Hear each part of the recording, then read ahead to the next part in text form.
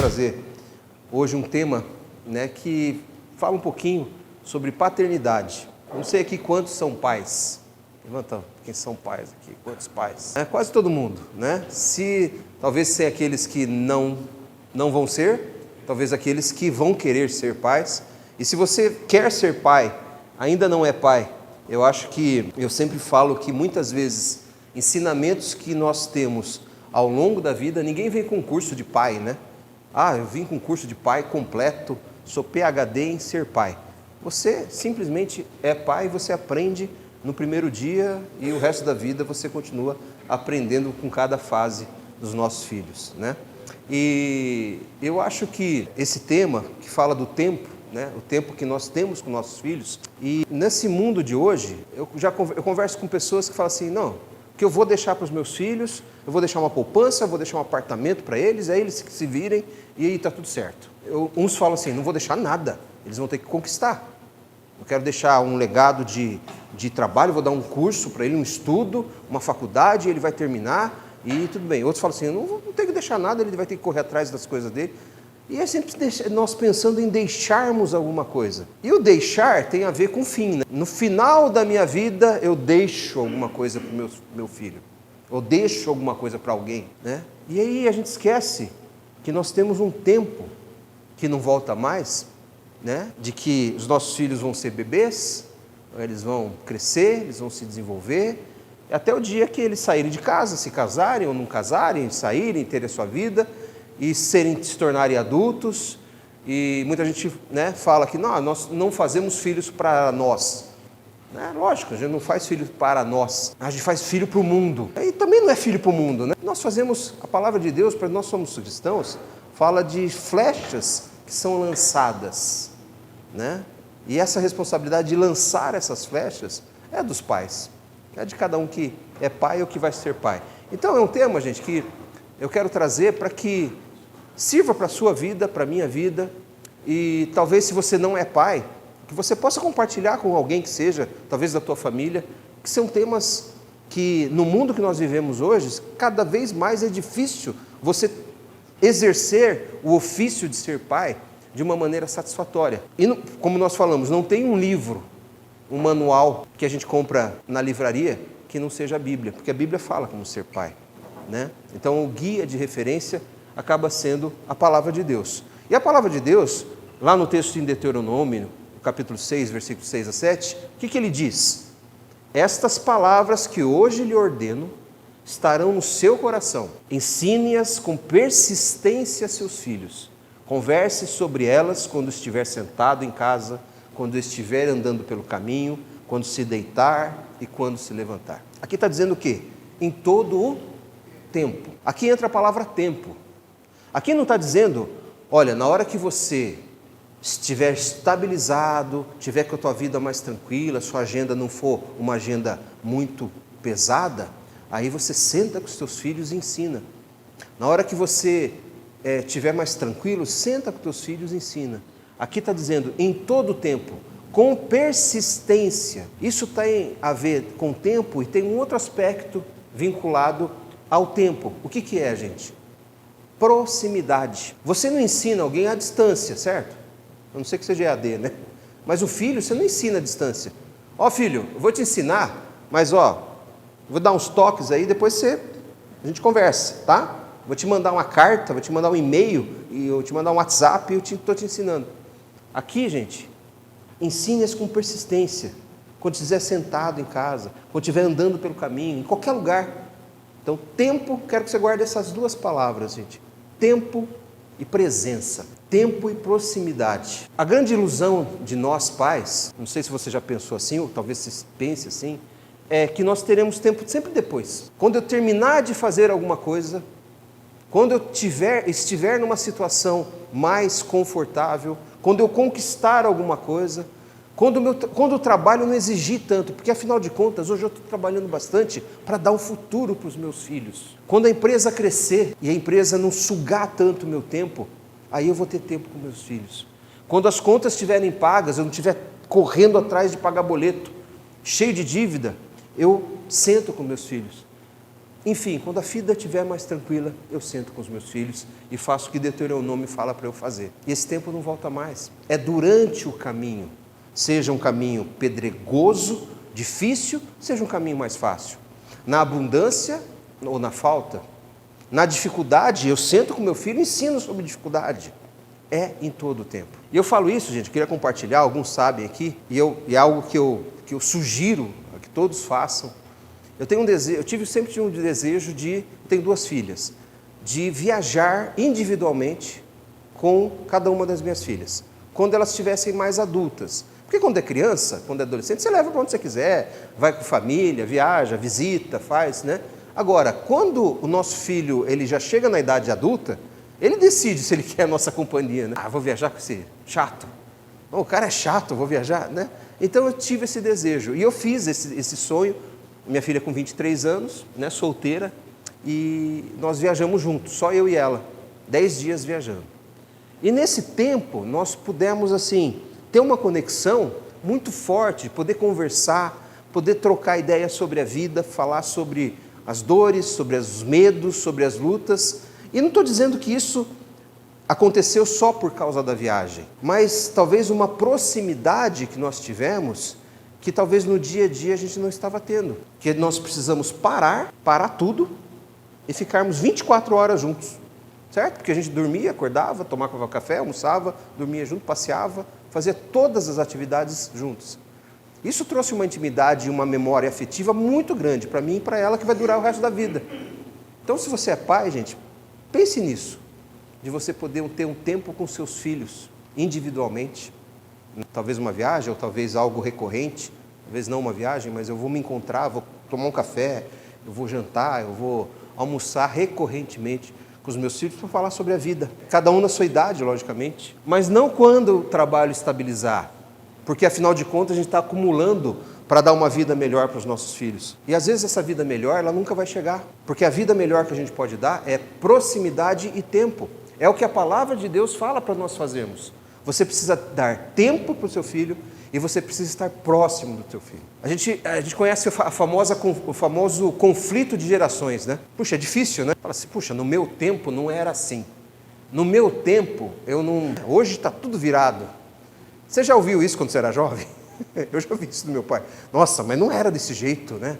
Hoje é desse jeito. Hoje eu estou falando a mesma coisa para essa geração. Nossa, mas meu pai falava isso lá atrás. Alguns anos, algumas décadas atrás, e hoje a gente está repetindo as mesmas coisas. Não que a gente tem que aceitar tudo, né, gente? Mas tem transformações que acontecem que a gente precisa também cuidar do conteúdo para não negociar o conteúdo, mas mudam-se as formas.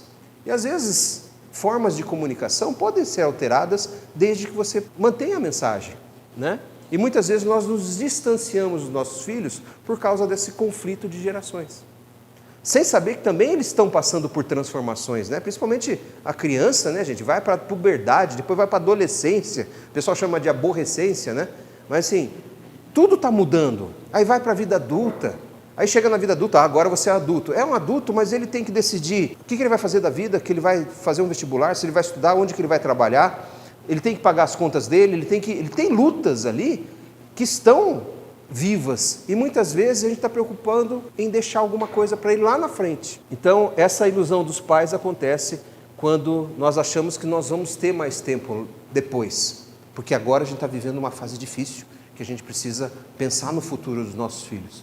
E o futuro dos nossos filhos é hoje, não é amanhã, né? A janela da paternidade. Eu queria falar sobre esse tema com vocês, que é o tempo que o pai tem acesso direto para construir, formar valores, construir vínculo com os filhos, transmitir a fé, marcar a identidade, enquanto os filhos estão no desenvolvimento deles.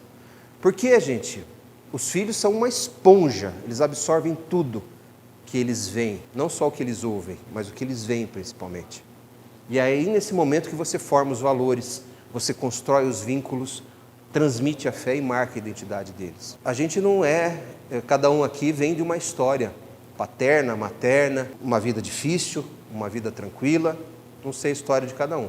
Mas todos nós passamos por diversas questões na nossa jornada, que a nossa família foi responsável para construir dentro do nosso coração hoje alguns aspectos e às vezes padrões das nossas famílias, eles são repetidos hoje. Pode ver, gente, talvez tenha alguma coisa que seu pai e sua mãe fazia que você não gostava. E aí, se você deixar, sem perceber, hoje você está fazendo a mesma coisa. É um padrão de repetição que existe.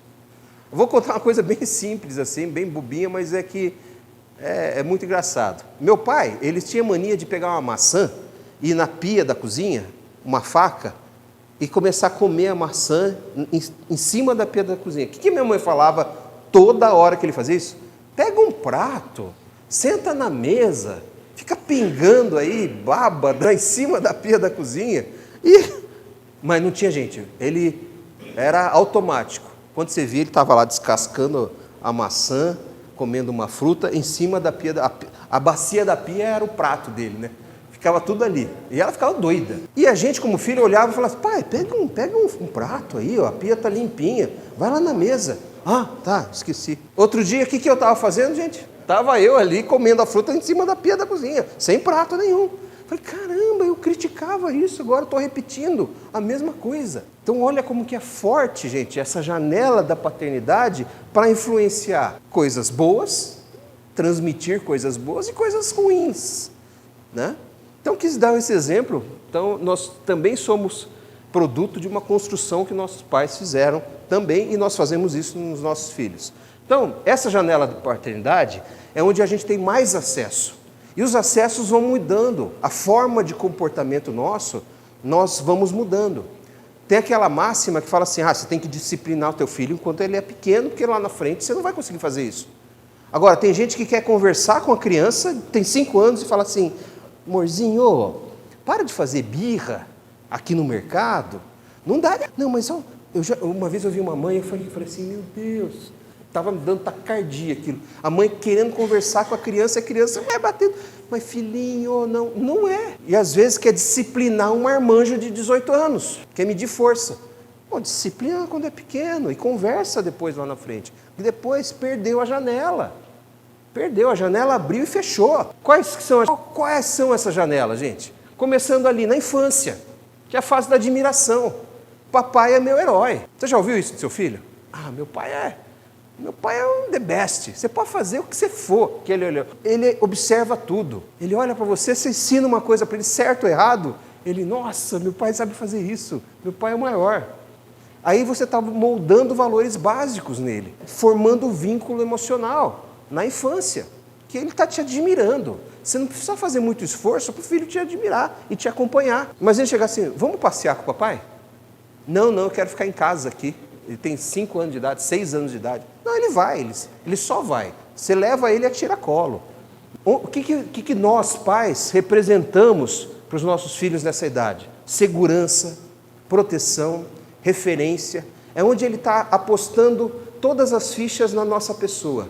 O meu pai vai ser o cara que vai me conduzir pela vida, ele vai me ensinar só coisa boa. Na infância é o herói. E aí vai passando um pouco tempo, antes disso, entrar na próxima, dá um embasamento bíblico. Lá em Provérbios 22:6, o que diz? É um texto conhecido. Instrua a criança, está lá na infância, no caminho que deve andar. E até quando envelhecer não se desviará dele. É aqui que começa, gente. Instrua, direciona a criança no caminho que deve andar. Porque quando envelhecer, e até quando não se desviará dele. Pode ser que o teu filho, o nosso filho, possa passar situações difíceis, possa passar até questionamentos da fé. Mas isso é a trajetória dele, a gente não tem como interferir nisso. Mas se você instruiu lá de pequeno, lá na frente ele não vai se desviar. Ele pode até sair, mas ele volta para o caminho. Isso é uma garantia que Deus dá lá em Provérbios, capítulo 22:6. A outra fase é a adolescência. Lá, puberdade e adolescência. E o que acontece? Você vê que você tem um ser humaninho dentro de casa, né? Independente, autônomo, que questiona as coisas. Que você fala para fazer uma coisa e ele não faz. Que ele não concorda mais com você. Que ele começa a te questionar. Ele começa a observar aquilo que você faz, não mais aquilo que você fala. E às vezes, sem você perceber, ele está ali. Uma câmera em você. Só medindo. Aí você chega e quer dar uma lição de moral nele. Ele fala assim, meu pai é hipócrita. Ele não fala com essas...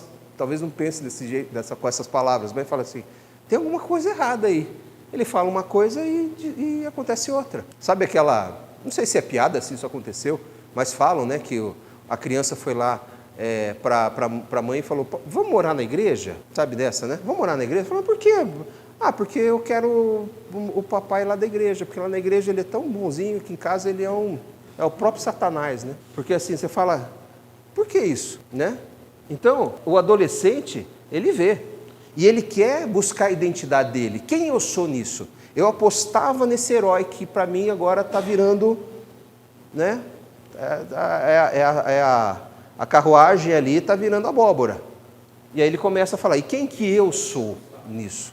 Né? O príncipe está virando sapo, né? Começa a testar os limites. Vamos ver até onde meu pai aguenta.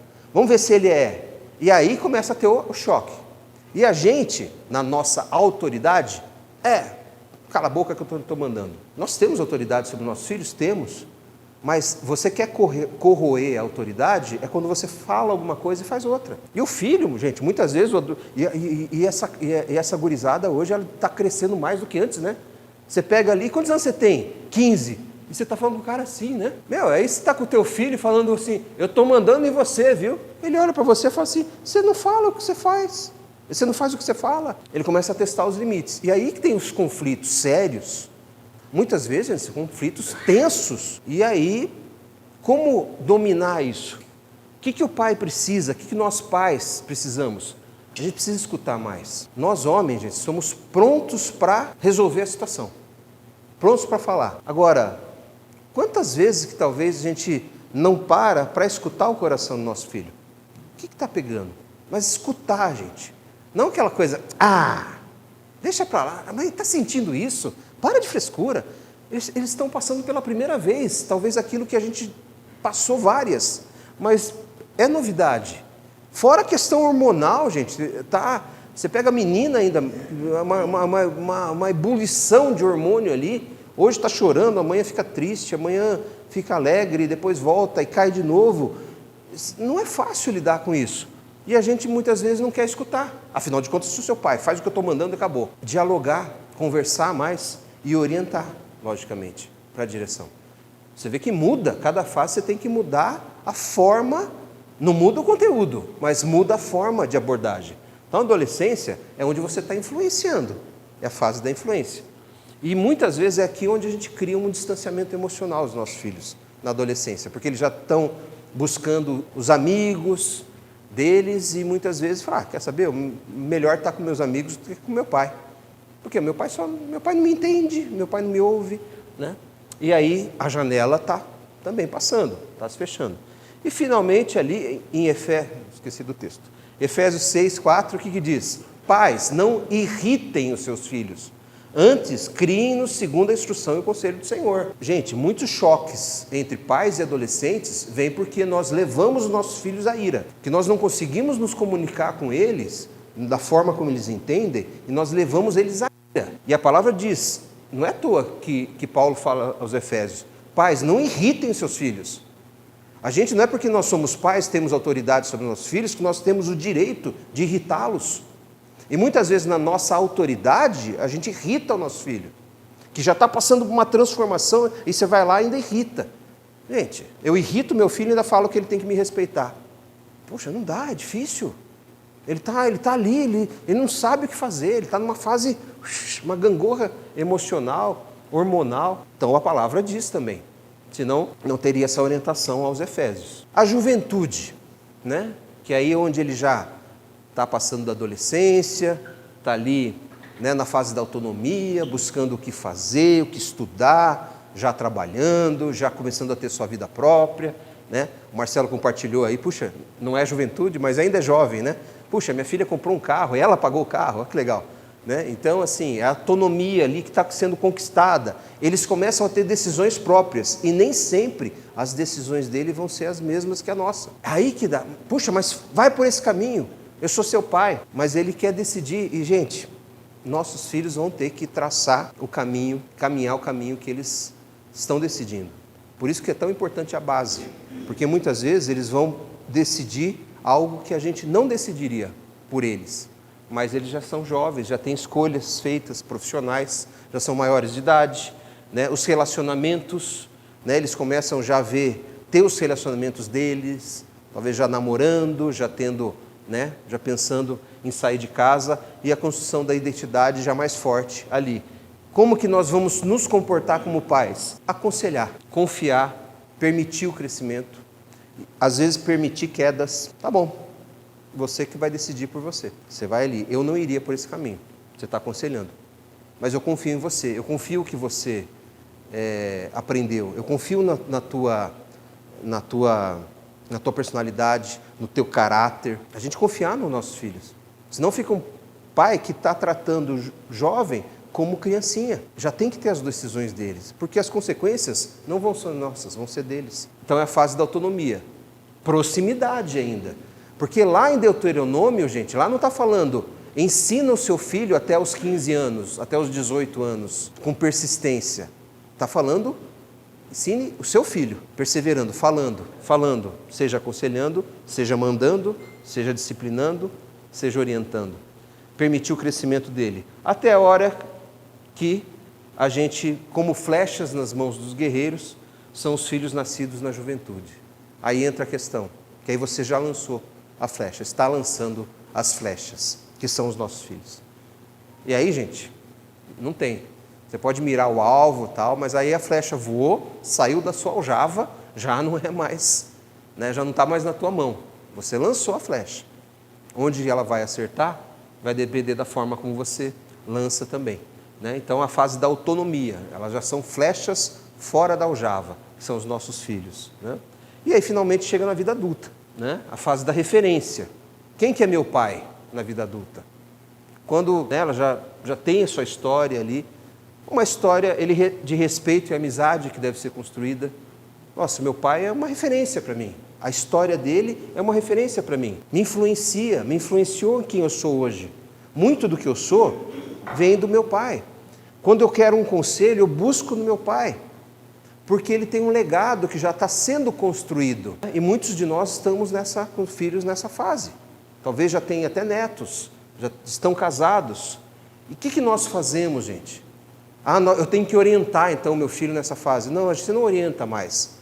Mas eu posso ser um conselheiro? Posso, desde que seja solicitado. Essa que é a grande diferença. Por que tem muito conflito entre sogra, gente? Porque a sogra, ela quer ser conselheira quando ela não é solicitada. E muitas vezes a gente como sogra, entendeu? Qual que é o problema? Ela tem sabedoria? Tem, mas assim, não, vem aqui. Não, por mim, filha, eu acho que eu mudaria toda essa decoração que você fez aqui. Já vou começar a mudar hoje. E ela começa. Aí chega o marido em casa. Ué, cadê aquela? A minha mãe que mudou.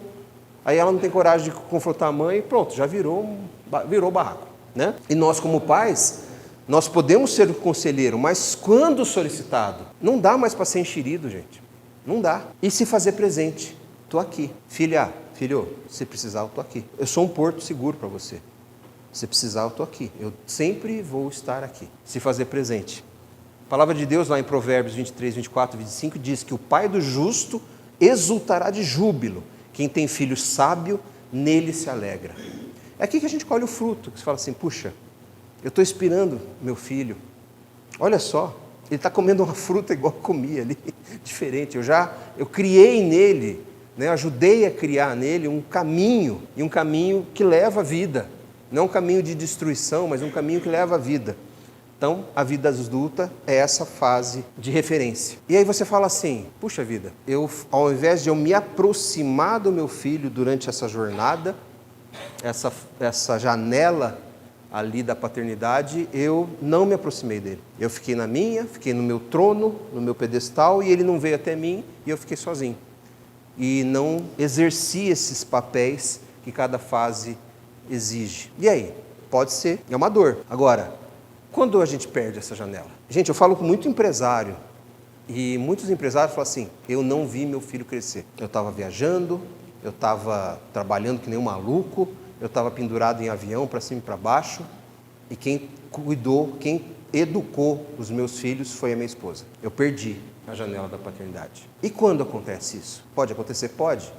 Mas sempre dá para restaurar, né, gente? Não é porque nós perdemos a janela da paternidade que a gente não pode fazer diferente, que a gente não pode consertar certas coisas. E muito vai de como que nós nos portamos. Porque quando nós perdemos a janela da paternidade, o que gera? Gera um distanciamento emocional. Vocês se encontram meio como estranhos, sabe? Outras vozes ocupam o teu lugar. Ao invés de você se colocar naquele papel de conselheiro, outras pessoas vão e assumem esse papel. E às vezes vai ser alguém que você fala assim, poxa, mas você está ouvindo mais o fulano de tal do que a mim? Tá. Por quê? Porque teve que ocupar esse lugar de conselheiro. Alguém teve que entrar aí e ser o conselheiro, que o pai tem que ser para os filhos. E aí, muitas vezes, a gente vira o quê, gente? Um fazedor de pix. Muitas vezes, a gente vira o quê? Um provedor. Muitas vezes, nós viramos o quê? Somente alguém que provê recursos. E aí é tão ruim, nós como homens, nos sentirmos dentro da nossa família apenas como um utilitário. Alguém que lá, não estou falando que a gente não deva ser provedor, né? Eu acho que sim, que deve. Mas quando nós nos resumimos somente ao papel do fazedor de pix, para os nossos filhos, alguma coisa está errada. Talvez a gente teve um distanciamento emocional. Talvez outras vozes ocuparam o lugar. Talvez nós perdemos a janela da paternidade. E como que nós abrimos essa janela novamente? Ah, mas meu filho tem 30 anos agora. Meu filho já é adulto, meu filho tem... Mas, gente, como que vai ser o restante do relacionamento? Como é que vai ser? Ah, mas ele não me procura. Eu vi uma história de uma pessoa que me contou, foi até bonita assim de ver.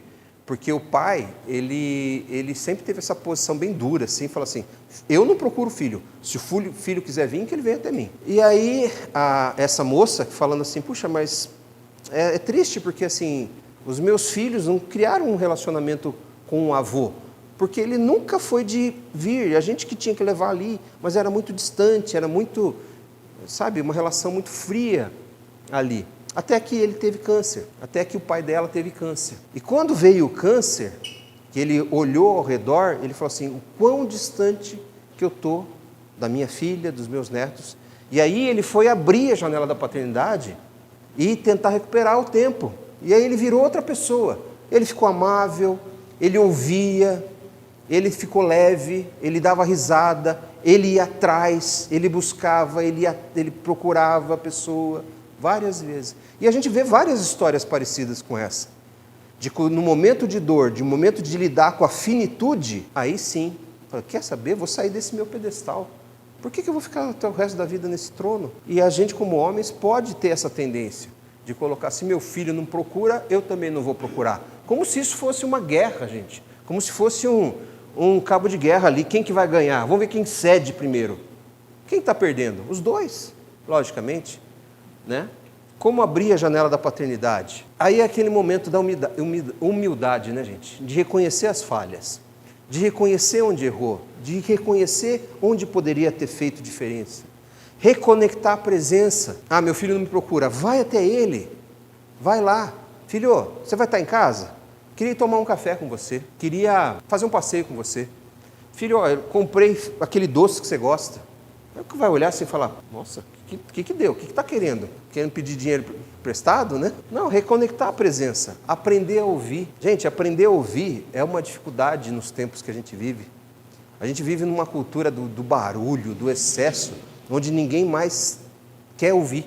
As pessoas estão sempre prontas a falar, a se posicionar. E viram um especialista, né, gente, de tudo. Tem um assunto sobre, sabe, uma coisa técnica, não sei aonde. Se aparece para você, você olha assim e fala, eu tenho que dar minha opinião, né? Aí você vai ali na rede social e dá a opinião. Então virou um time de especialista em tudo. Tem que dar opinião. Ninguém mais ouve. E às vezes a gente não ouve nossos filhos. Eles estão gritando ali, clamando pela presença. Estão clamando por proximidade, estão clamando por um conselho e a gente não dá. A gente não sai do pedestal. E aí abençoar e afirmar, gente. Validar para o nosso filho. Os nossos filhos precisam da afirmação nossa. O poder da palavra de um pai e de uma mãe, gente. Tanto para bênção quanto para maldição. Tem pessoas, gente, e eu atendo nas consultas terapêuticas, eu atendo pessoas que foram marcadas na sua vida por traumas de uma frase que a sua mãe falou quando era adolescente, que mudou o comportamento da vida dessa pessoa, uma frase. E isso é maldição, não é? Você está a mãe e o pai amaldiçoando o filho. O que o pai tem que fazer, gente? Abençoar o filho, afirmar. E às vezes a gente vê que pessoas que não vão para frente, eu não estou falando evolução financeira, eu estou falando pessoas que não saem do lugar que elas estão, porque os pais foram amaldiçoadores dos seus filhos. Gente, isso é pesado demais. A gente não tem esse direito. Deus nos deu filhos, e a palavra de Deus nos fala que os filhos são herança do Senhor. O que a gente faz com a herança do Senhor? Amaldiçoa? Então, mas você não sabe quem foi meu filho. Meu filho, tá, tem filhos difíceis, tem, mas nem por isso a gente tem que deixar de abençoar e amaldiçoar. Eu vi uma história, uma reportagem na realidade, que fala sobre as mães de presidiários. Você sabe que muitos presidiários nasceram em lares cristãos? Muitos. Você vai ver o nome do cara, como é que você chama? É Zé Mané. Qual que é o seu nome? Caleb. Quem que coloca o nome de Caleb, se não for? Né? Quem que é? Quando você vê, todo mundo tem um pé ali. E às vezes são mães que estão orando desde pequeno para que o seu filho mude de vida. E muitos conseguem. Se quebrantam. Então, mesmo com um filho bandido, a mãe geralmente está abençoando a vida dele, mesmo adiçando, mesmo sofrendo, né? E isso pode reverberar lá na frente. Então, gente, eu acho que eu quero trazer, né? A gente está indo para o final, mas trazendo uma janela de oportunidade para cada um de nós. Eu não sei como que é a relação que você tem com seus filhos, eu não sei se é uma relação boa, que é pautada nessa proximidade, mas se estiver faltando tempo, ou se estiver faltando presença, ou estiver faltando os dois, dá para ser intencional e reconectar. Mesmo que essa janela da paternidade já esteja mais lá na frente, ele já esteja na fase adulta, né, seja mais difícil essa conexão, dá para reconectar. Eu acho que a gente pode, isso é legado, isso a gente pode deixar um legado muito bom para a vida dos nossos filhos, dos nossos netos, quando a gente conserta as coisas também. Tá joia, gente? Vamos orar, gente? Senhor nosso Deus, nosso Pai, nós precisamos da Tua graça, Senhor, precisamos, Pai, do Teu favor para sermos bons pais, Senhor. Nós erramos muitas vezes nós achamos que estamos acertando quando estamos, às vezes, colocando a nossa vontade, a nossa carne à frente, Pai, daquilo que o Senhor orienta a gente a fazer e nos criamos um distanciamento dos nossos filhos, Senhor. Então, sempre é tempo, Senhor, da gente reconectar, ter presença e dar tempo, gastar tempo com eles, Deus, estarmos próximos ali para que uma relação de confiança, uma relação de maturidade possa ser criada ao longo do tempo, Senhor. Então, ajuda cada um de nós, Senhor, nesse desafio. São muitos ruídos que estão aí fora, Senhor, para desfocar desse relacionamento pais e filhos, mas nós queremos sermos diligentes nisso que o Senhor deu como missão para cada um de nós, Senhor. Então, nos ajuda agora, Pai, nessa discussão e que nós saiamos daqui aplicando, Deus, muito daquilo que a gente ouviu hoje, Senhor. É em nome de Jesus que nós oramos. Amém, Senhor. Amém.